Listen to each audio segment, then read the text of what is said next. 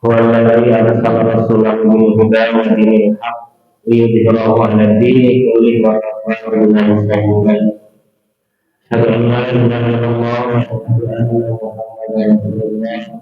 اللهم صل على محمد وعلى آل محمد كما صليت على إبراهيم وعلى آل إبراهيم وبارك على محمد وعلى آل محمد كما باركت على إبراهيم وعلى آل إبراهيم إنك حميد مجيد.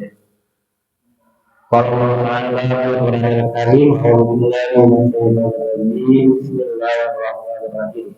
إذا جاء نصر الله والفتح ورأيت الناس يدخلون في دين الله أفواجا فسبح بحمد ربك واستغفir innahu kana tawwaba. Nama Pak sadayana katinggalan lagi sana artes ya. Namanya awak kasih ya, mudah-mudahan. Alhamdulillah pada kesempatan yang mulia ini Allah Subhanahu wa taala memberikan kesempatan kepada kita untuk bisa bersilaturahmi, bersilaturahmi. Mudah-mudahan menjadi silatul amal dalam kehidupan kita sehari-hari. Hadirin yang berkenan, betapa banyak kenikmatan yang Allah berikan kepada kita sampai pada detik ini. Bukan hitungan jam, bukan hitungan hari, bukan hitungan bulan, bahkan bukan hitungan tahun ketika Allah memberikan kenikmatan kepada kita.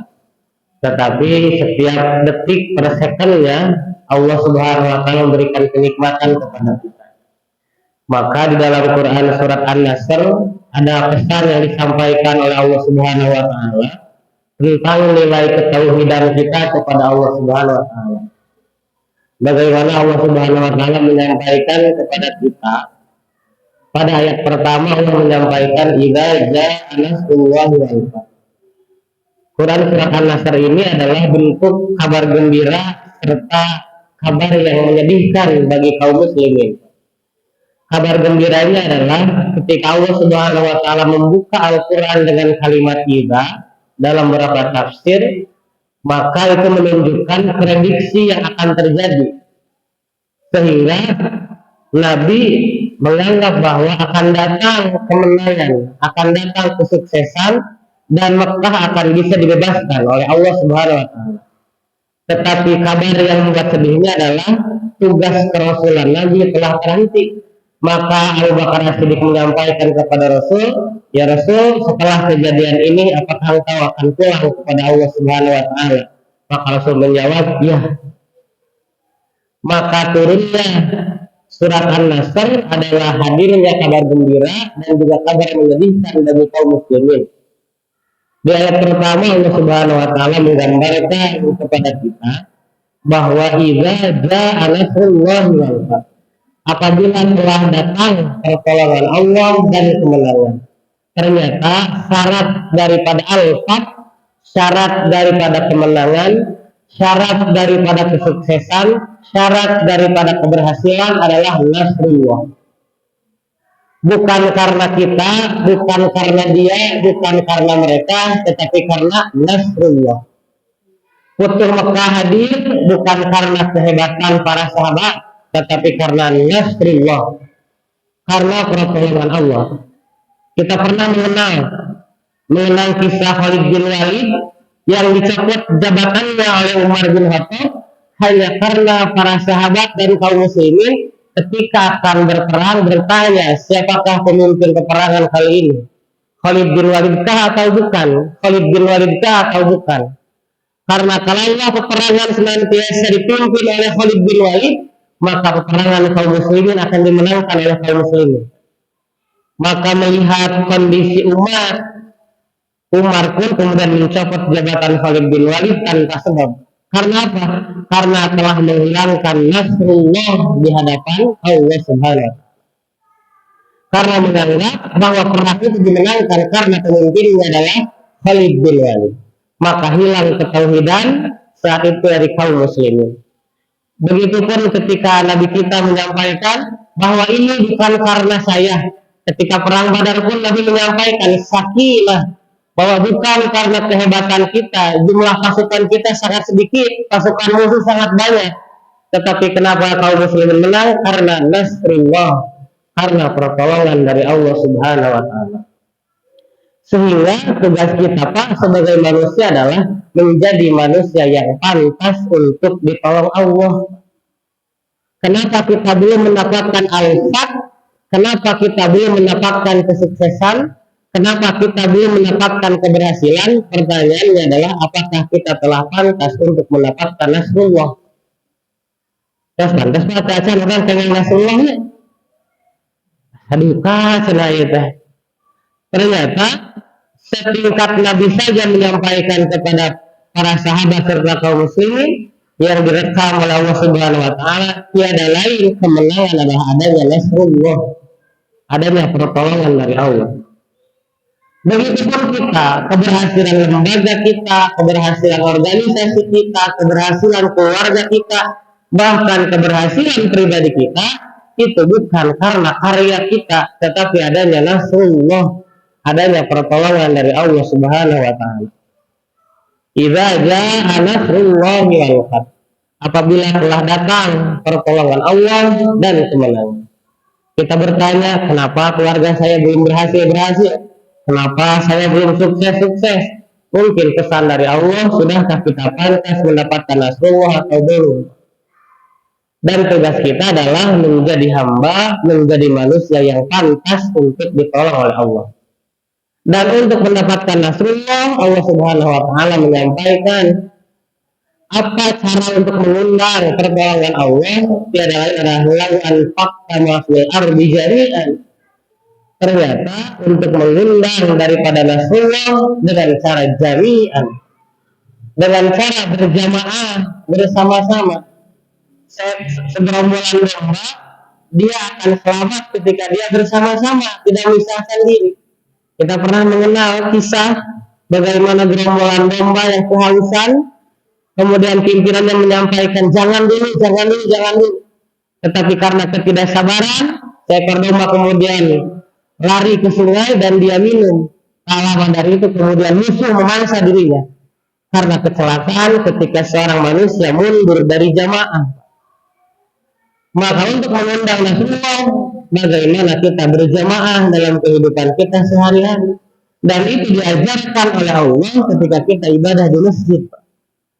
Salat di masjid kita berjamaah, tidak ada strata sosial, tidak ada batasan-batasan, tidak ada lulusan-lulusan, tidak ada kemudian saf pertama untuk lulusan tidak ada. Semua manusia di hadapan Allah adalah sama. Sehingga untuk mendapatkan pertolongan Allah adalah dengan cara kita berjamaah dalam kehidupan kita sehari-hari. Dalam keluarga, kenapa Allah belum menurunkan nasrullah? Mungkin kita belum satu visi dalam ketauhidan kepada Allah.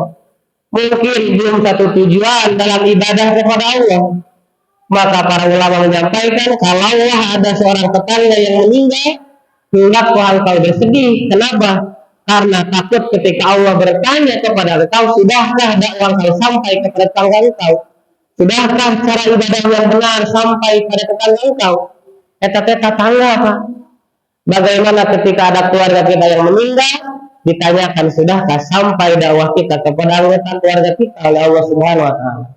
Maka pentingnya mengundang nasrullah dengan cara berjamaah di dalam kehidupan kita sehari-hari. Dan kita telah belajar banyak dari ibadah sholat kita di masjid. Nasrullah itu akan mendatangkan al-fath, mendatangkan kemenangan. Maka ketika turun kabar gembira dari Allah Subhanahu wa taala, Rasul kemudian berdiri di hadapan Ka'bah. Nabi mengumpulkan seluruh orang-orang yang pernah benci kepada Nabi, orang yang pernah menghina Nabi, orang yang pernah mengecilkan Nabi. Kemudian Nabi berceramah di depan orang yang telah zalim kepada Nabi, lalu menyampaikan, wahai engkau semua orang yang telah zalim kepada saya, kiranya apa yang akan saya lakukan terhadap engkau? Upami itu Pak orang tewas, jauh kantos orang dizaliman, manggil orang, mengumpulkan orang, dan saat dia berkuasa, maka saat itu Nabi menyampaikan, idhabu, pergilah engkau semua, karena pada hari ini dosa-dosa kesalahan kalian telah saya ampunkan, dan mudah-mudahan Allah pun mengampunkan dosa-dosa engkau semua. Karena puncak pemaafan, maka sejarah dalam surah Nabawi menyampaikan tidak ada pemaafan terbesar sepanjang masa dunia kecuali pemaafan Nabi Muhammad SAW di hadapan Ka'bah. Bahkan tahun 8 Hijriah, ketika banyak orang yang zalim kepada Nabi dimaafkan begitu saja. Ketika banyak orang yang mengantri kepada Nabi, bahkan Nabi mampu untuk membalas. Karena saat itu Futuh Mekah dan Nabi berkuasa. Kenapa orang-orang rela berkumpul di hadapan Ka'bah? Karena orang-orang tahu bahwa pemilik Ka'bah telah ridho kepada Muhammad. Karena ketika ada orang-orang pasukan Abraha sekalipun dia akan menghancurkan Ka'bah, ditolong oleh Allah Subhanahu wa taala. Maka orang-orang saat itu pun mengira ini adanya pertolongan dari Allah. Maka dalam sirah Nabawi disampaikan tiada pemaafan terbesar kecuali pemaafan baginda Nabi Muhammad sallallahu alaihi wasallam. Kinten-kinten Pak, hampang Pak, ngapunten jalmi ngejalin ka urang Pak. Alah asa abot gitu. Bahkan bukan hanya memaafkan, beliau pun berdoa kepada Allah agar Allah mengampunkan dosa-dosa orang yang telah zalim kepada dirinya. Maka pesan pada ayat pertama dalam surat An-Nasr adalah bagaimana cara kita mengundang pertolongan dari Allah Subhanahu wa taala. Pertama, undang dengan cara berjamaah baik dalam kehidupan keluarga ataupun sosial. Yang kedua adalah bagaimana cara mengundang nasrullah ketika kita mendengarkan sabda Nabi bi'auni akhihi. Orang akan ditolong oleh Allah ketika orang itu menolong saudaranya.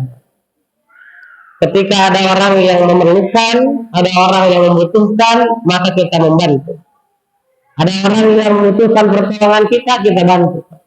Bahkan dalam sabda Nabi, wa idaskan sahaka hansahu.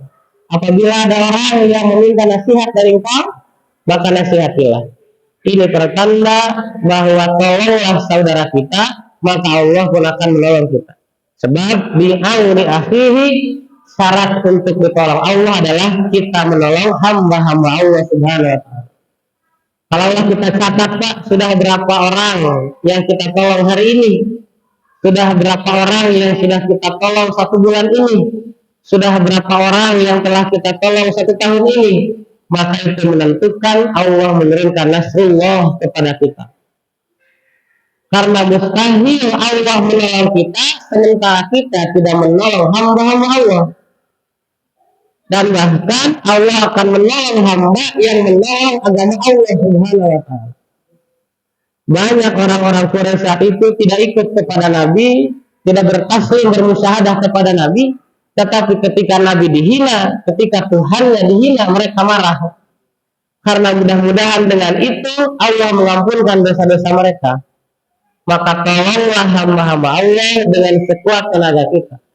Karena itu menjadi sebab Allah menurunkan pertolongan kepada kita. Yang punya ilmu, tolong dengan ilmu. Yang punya harta, tolong dengan harta. Yang punya tenaga, tolong dengan tenaga. Karena al-fat diturunkan karena nasrullah. Dan pertolongan Allah akan diundang ketika kita menolong hamba-hamba Allah Subhanahu wa ta'ala. Yang ketiga, sebab Allah akan memberikan pertolongan kepada kita adalah bid'ah. Ketika manusia sudah bisa memberikan kebahagiaan dalam hati manusia dengan memberikan makanan ke dalam perut-perut manusia. Dan bukan it'amul masakin, tetapi it'amut ta'am, bukan memberikan kepada orang-orang miskin, tetapi memberikan kepada seluruh manusia secara general. Ada kesempatan dalam diri kita berbagi makanan, itu akan mengundang pertolongan Allah Subhanahu wa taala. Ada kesempatan kita memberikan makanan, berikan walaupun tidak banyak, karena itu mengundang kepada pertolongan Allah. Kalau kita bertanya, kenapa keluarga saya belum berhasil? Kenapa saya belum berhasil? Kenapa lembaga saya belum berhasil? Mungkin karena satu, kita kurang berjamaah tadi. Yang kedua, karena kita kurang menolong kepada saudara kita. Yang ketiga, karena kita tidak banyak memberi makanan kepada setiap manusia. Dan Nabi menyebutkan tut'imut ta'am wa taqra'us salam ala man arafta wa man lam ta'rif. Kita mengucap salam dan memberikan makan kepada yang kita kenal dan kepada yang tidak kita kenal. Sungguh luar biasa bagaimana cara mengundang pertolongan Allah ketika kita memberikan makan bukan hanya kepada orang yang kita kenal, tetapi pada orang yang tidak kita kenal. Bagaimana ketika dulu Nabi mengumpulkan para sahabat, kita kedatangan saudara kita, siapa yang di rumahnya punya lebih makanan, bawalah minimal satu orang ke rumah-rumah kalian, dan para sahabat berburu untuk memberikan makanan-makanan mereka. Maka hal ini harus sudah muncul dalam kehidupan kita untuk ibadah kita memuahkan kepada ibadah sosial. Sebab Allah Subhanahu wa taala menyampaikan iyyaka na'budu wa iyyaka nasta'in. Itu adalah hubungan ketika kita beribadah kepada Allah. Wa iyyaka nasta'in adalah tarbiyatul akhlak. Syarat kita diterima amal ibadah adalah ketika amal ibadah kita membuahkan akhlak kita kepada sesama. Bukankah tadi berjamaah adalah akhlak pada sesama? Bukankah tadi menolong kepada saudara kita adalah akhlak pada sesama? Bukankah dengan memberikan makanan itu adalah akhlak kepada sesama? Maka dalam kata al-mabrur, kata Allah, ketika dia bisa berbagi makanan kepada setiap manusia. Kalau kita melihat ada orang yang berangkat ke Mekah, kita senantiasa mendoakan semoga menjadi haji atau umrah yang mabrur. Apa sebetulnya mabrur? Mabrur itu bukan ketika pelaksanaannya saja. Mabrur yang sah adalah ketika pelaksanaannya sesuai dengan sunnah yang diajarkan Nabi. Tetapi mabrur sesungguhnya adalah ketika mabrur dia pulang. Maka dalam sebuah hadis disampaikan tanda mabrur adalah ketika dia it'amut ta'am wa layyinul kalam. Ketika ibadahnya dia telah selesai, tetapi membuahkan dia bisa berbagi makanan terhadap sesama, wa layyinul kalam, dan lisannya kemudian menjadi lemah lembut kepada sesama. Maka ternyata idza jaa nasrullahi wal fath, ketika kemenangan itu akan turun berdasarkan pertolongan Allah Subhanahu wa taala. Paling tidak pada ayat pertama kita belajar 3 Pak untuk mengundang dari pertolongan Allah. Pertama adalah kita berjamaah, yang kedua adalah kita menolong saudara kita, yang ketiga adalah kita berbagi makanan. Tidak perlu banyak, paling tidak kita pernah tercatat di hadapan Allah, memasukkan kebahagiaan di hati setiap orang dengan memasukkan makanan ke dalam perut-perut manusia. Pada ayat kedua Allah Subhanahu wa taala menyampaikan wa ra'aitan nasa yadkhuluna fi dinillahi afwaja. Dan kamu lihat manusia masuk ke dalam agama Allah yaitu Islam dengan berbondong-bondong. Disinilah gambaran ketika sebelum Futuh Mekah, saat perjalanan Nabi berdakwah ke sana kemari bahkan sampai ke Taif, tidak ada banyak orang yang kemudian ingin masuk ke dalam Islam. Tapi kemudian ketika Futuh Mekah, tanpa diminta pun manusia datang berbondong-bondong untuk menyatakan diri, ya Rasul Islamkan saya, ya Rasul Islamkan saya. Disinilah pesan kata Allah, manusia itu ketika kita berjuang Pak, senantiasa jarang ikut terlibat. Tetapi ketika manusia sudah di atas, maka mereka pun akan mengakui keberadaan kita. Ketika Nabi berdiri di hadapan Ka'bah, kemudian Nabi menyampaikan pidatonya kepada para sahabat dan kepada para musuhnya, dan para musuhnya takut akan dibalas oleh Nabi. Kemudian musuh-musuh Allah menyampaikan kepada Muhammad, akhun karim, Muhammad engkau saudara kami, Muhammad engkau saudara dari paman-paman kami, Muhammad engkau adalah saudara-saudara kami. Ketika Nabi Muhammad telah di atasnya, mereka mengaku sebagai saudara. Tetap Pak serang orang. Ketika kita dalam berjuang, jarang orang yang ikut Pak. Tetapi ketika manusia sudah di atas, jarang orang datang kepada dirinya meminta apapun kepada dirinya. Wa ra'aitan nas sayadkhuluna fi dinillahi afwaja. Pada ayat kedua ini disampaikan manusia datang berbondong-bondong kepada Muhammad untuk masuk ke dalam Islam. Tetapi pesan yang disampaikan oleh Nabi kita, perjuangan sebelum Futuh Mekah itu nilainya berbeda dengan perjuangan setelah Futuh Mekah. Karena perjuangan rasa sulitnya pun beda dirasakan. Kita hari ini berjuang setelah Futuh Mekah, ibadah setelah Futuh Mekah maka tidak sebesar ibadah sebelum Futuh Mekah.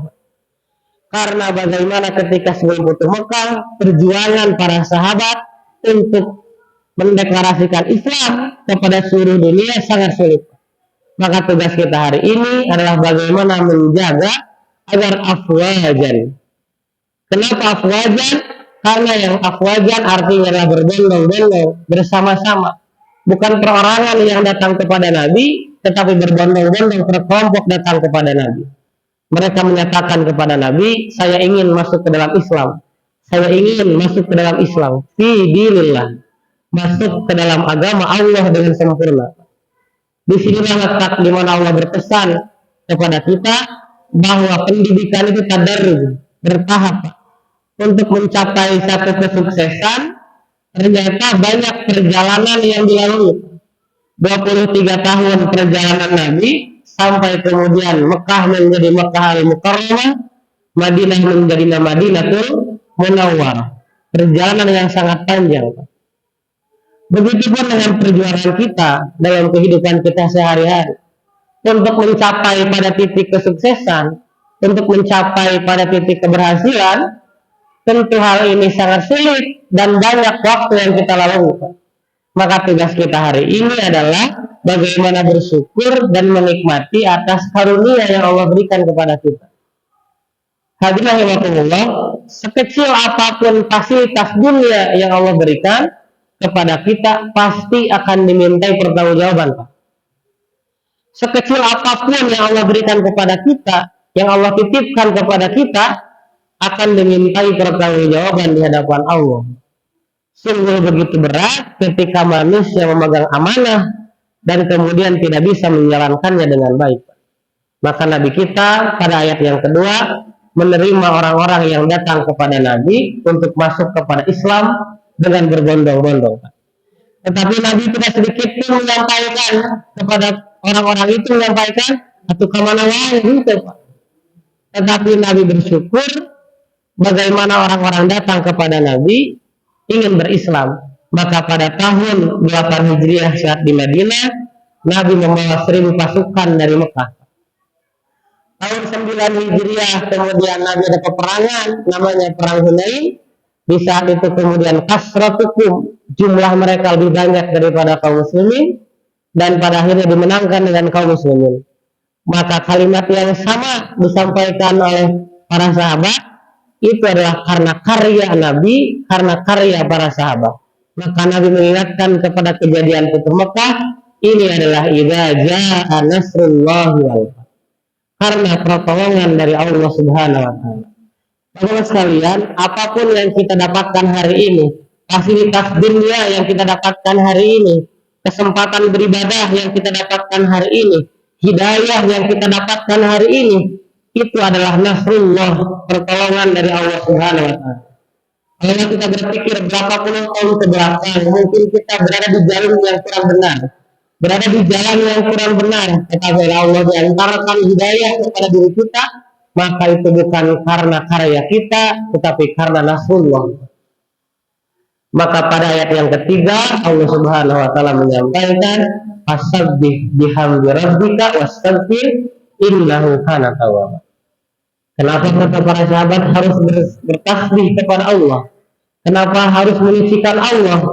Karena saat itu ada orang-orang yang menyampaikan ketika berjuang dengan lelah mereka menyampaikan mata nasrullah, kapan turunnya pertolongan Allah,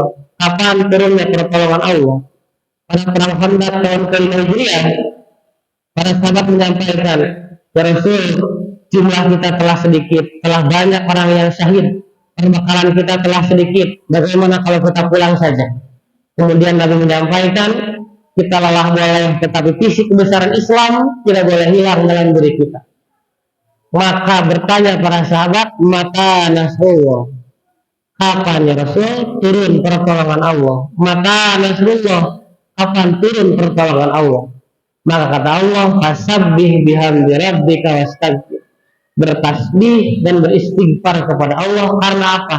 Karena takutnya ada dalam lisan para sahabat menyampaikan bahwa kapan datang pertolongan Allah, atau ketika peperangan dimenangkan mereka menyampaikan ini adalah gara-gara saya, ini adalah gara-gara Nabi Muhammad, ini adalah gara-gara Khalid bin Walid.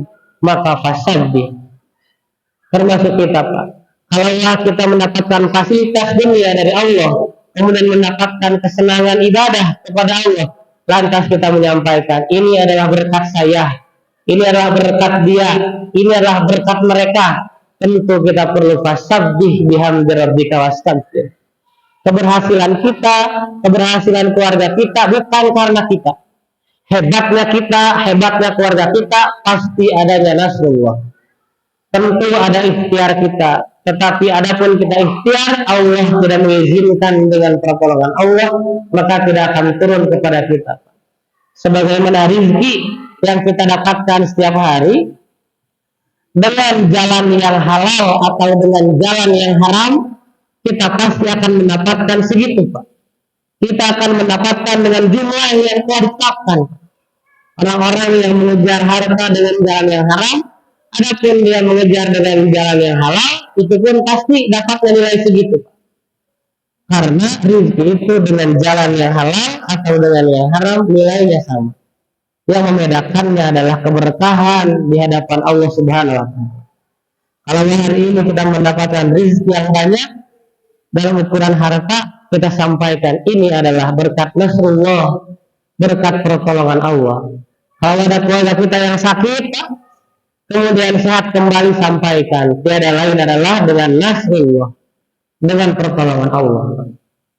Betapa banyak orang-orang yang jatuh sakit, bahkan sulit berangkat lagi ibadah, sulit ke masjid lagi, bahkan berjalan kaki pun sulit. Maka kita berdoa kepada Allah agar Allah menurunkan pertolongannya. Tugas kita di bumi adalah berikhtiar, tugas berikutnya adalah memohon pertolongan kepada Allah. Allahumma ansurna fa innaka khairun nasir. Bagaimana kita memohon kepada Allah agar Allah menurunkan pertolongan kepada kita. Jangan segala ayat di alam dunia teh aya izin pertolongan di Allah. Wa ra'aitan ma sayadkhuluna fi dinil afwaja fasabbih bihamdi rabbika wastaghfir. Pada ayat terakhir Allah menyampaikan di penggalan terakhir innahu kana tawwab. Sesungguhnya Allah Maha penerima taubat. Manusia itu Pak, ketika dia tugasnya belum beres di dunia, maka Allah masih berikan jatah umur dan rezekinya serta amalnya. Sebagaimana Nabi ketika tugasnya telah selesai pada Futuh Mekah tahun 8 Hijriah, tahun 9 masih melaksanakan perang Hunain, tahun ke-10 kemudian para sahabat berkumpul, tahun ke-11 Nabi hanya hidup 3 bulan saja, Muharram, Safar, Rabiul Awal, maka Nabi meninggal pada Rabiul Awal tahun 11 Hijriah. Maka tugas manusia telah terhenti ketika tugasnya telah selesai. Maka ketika Allah mencabut nyawa seorang manusia, tugasnya telah selesai. Maka kalau ada orang yang meninggal dunia, tugasnya telah selesai di hadapan Allah. Yang belum selesai adalah kita. Yang perlu kasihan adalah bukan yang meninggal, tetapi kita yang perlu dikasihani. Bagaimana kita menyelesaikan tugas di hadapan Allah Subhanahu wa Ta'ala. Innahu kana tawwaba, jadilah manusia yang hatinya penuh dengan pemaaf. Bagaimana Nabi menyampaikan pesan kepada seluruh manusia, bahkan kepada para sahabat, jadilah manusia yang pemaaf, karena Allah pun Maha Pemaaf. Dengan innahu kana tawwaba, setiap manusia dalam dirinya perlu memaafkan seluruh kesalahan-kesalahan manusia. Saya pernah sampaikan kebiasaan Nabi kita sebelum beliau tidur, beliau kemudian menyampaikan kepada Allah, ya Allah, pada hari ini saya ridho dengan perbuatan orang-orang lain kepada saya. Saya telah memaafkan kesalahan-kesalahan orang lain kepada saya, dan semoga Engkau memaafkan kesalahan-kesalahan orang yang telah zalim kepada saya. Asok itu Pak, Bapak. Asoknya, ya Allah, habis teh nyeri hati tadi teh ujal milu eta, mugia sing dihapunkan ujal milu eta. Itu adalah lambang daripada musafahah. Upama lebaran ya Pak, sok aya musafahah Pak. Musafahah itu lebih dari sekedar maaf Pak. Maaf itu bisa jadi terlontar kata maaf dari lisan, tetapi hati masih memendam rasa kesal. Tetapi musafahah telah hilang kesalahannya, ibarat kita mencabut pohon dengan akarnya. Maka bohong kalau ada musafahah ketika Idul Fitri, tetapi masih memendam rasa kesal kepada orang lain, maka bukan musafahah. Musafahah yang sesungguhnya adalah ketika sudah tidak ada lagi kesalahan orang dalam diri kita. Ketika seorang manusia datang di hadapan Allah bertanya, "Ya Allah, tempat apakah itu yang paling indah dan berdekatan dengan rumah Engkau?" Kata Allah, itulah tempat untuk orang-orang yang memaafkan kesalahan orang lain. Untuk siapa itu ya Allah? Allah menyampaikan itu untuk engkau. Karena saat engkau di dunia, engkau dizalimi, engkau mampu dengan kekuasaan engkau untuk membalas kezaliman orang tadi, tetapi engkau memilih untuk memaafkan. Jadi pemaafan terbesar adalah ketika kita mampu untuk membalas, tetapi kita memilih untuk memaafkan. Jangankan kepada orang lain, terutama kepada keluarga kita. Mustahil sempurna keluarga kita di mata kita, karena pasti ada nilai kecacatan dalam diri kita dan diri keluarga kita. Maka Nabi menyampaikan, jadilah manusia yang pemaaf, karena seorang yang pemaaf akan mendapatkan nasrullah, pertolongan dari Allah Subhanahu wa Ta'ala. Berat, hampang Pak, dari memaafkan tidak? Hampang, insya Allah. Hampang. Maka jangan sampai kata Nabi, kenapa Nabi memaafkan Pak seluruh kesalahan dari orang-orang yang telah zalim? Karena Nabi telah tahu bahwa saat itu Mekah usia Nabi tidak akan lama lagi. Maka Nabi menyampaikan dalam dirinya, ketika saya meninggal, saya sudah tidak ada urusan dengan dosa-dosa orang lain. Telah bersih dosa-dosanya. Dosa-dosa orang kepada Nabi Muhammad, tentu Nabi kita bersih dengan dosa.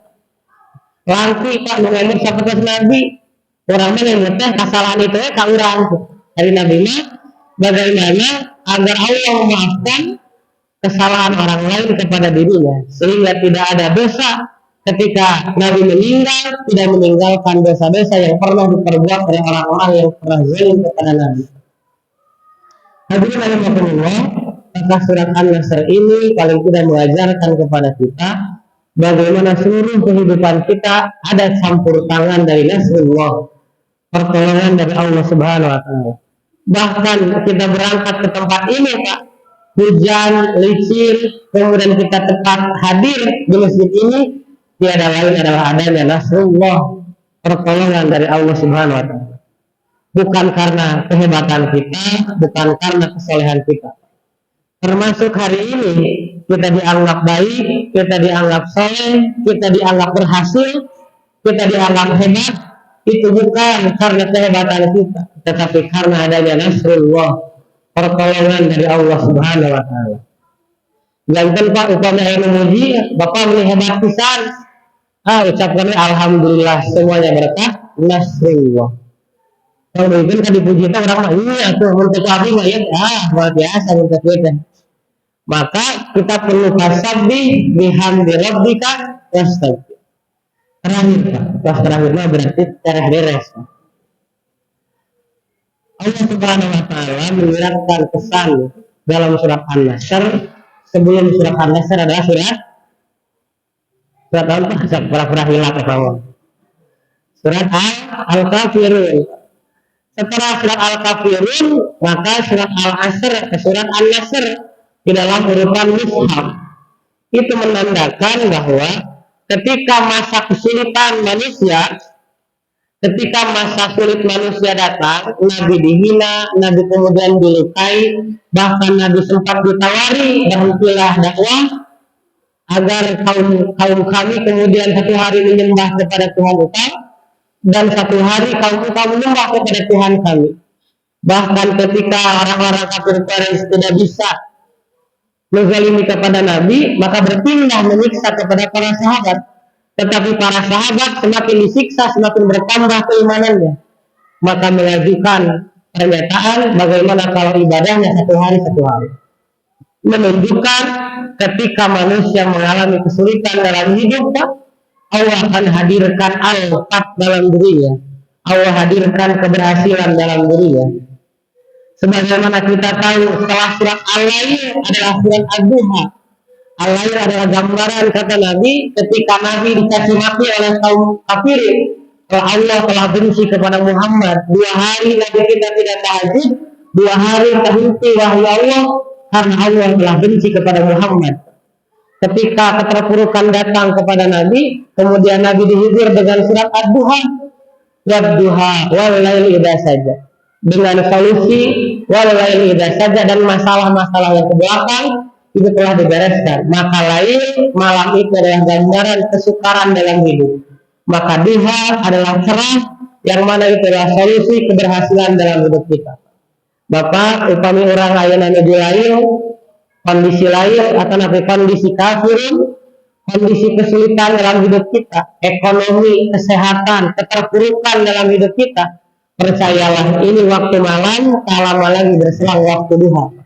Tugas kita adalah undang pertolongan Allah dengan hal-hal yang tadi. Bagaimana keberhasilan kita diundang dengan hal-hal yang kita inginkan.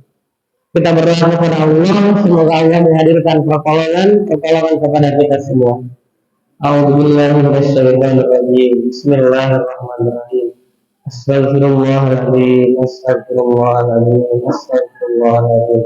Asyhadu an la ilaha illallah wa asyhadu anna Muhammadar Rasulullah. Astaghfirullahaladzim. La ilaha illallah wal hayyul qayyum la ilaha illallah. Ya Allah, ampunkan segala dosa-dosa kami, dosa-dosa orang tua kami, dosa-dosa guru-guru kami, dosa-dosa para pemimpin Islam kami. Ya Allah, seandainya ada di antara kami, saudara kami, keluarga kami, para donatur kami yang sedang sakit, mudah-mudahan Kau angkat penyakitnya, Kau gantikan dengan kesembuhan. Dengan sembuhnya menambah ketaatan dan ketakwaan kepada Engkau. Allahumma rabban nas yarhibul ba'sa isyal ba'sa bila sifanillah sifauka sifanillah yarhibul rahmat. Ya Allah, seandainya ada di antara kami, keluarga kami, jamaah-jamaah kami, guru-guru kami yang telah meninggal dunia terlebih dahulu, mudah-mudahan Kau ampunkan dosa-dosa mereka. Kau berikan raudatan min riyadil jannah, taman-taman surga atas mereka. Allahumma ighfir lahum warhamhum wa'afihim wa'afwanhum wa'akrim nusulahum wa wassallam. Ya Allah, ampunkan dosa-dosa kami. Seandainya ada ujub dalam diri kami, berikanlah nasrullah, pertolongan Engkau kepada kami, kepada keluarga kami, kepada jamaah-jamaah kami yang hadir pada hari ini, dan juga kepada jamaah-jamaah kami yang tidak berkesempatan hadir pada kali ini. Ya Allah, berikan pertolongan Engkau, keberhasilan kepada kami, kesuksesan kepada kami, kepada keluarga kami.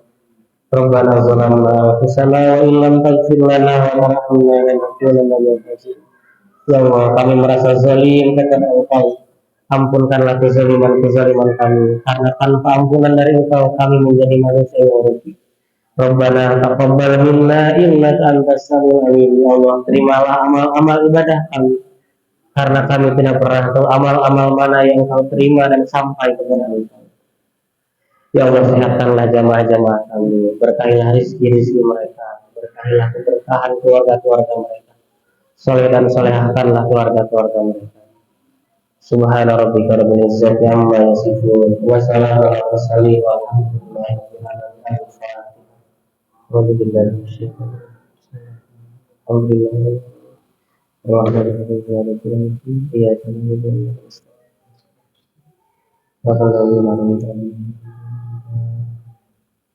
Bapak-bapak sing darah-darahnya sadayana sing barokah yuswa sadaya.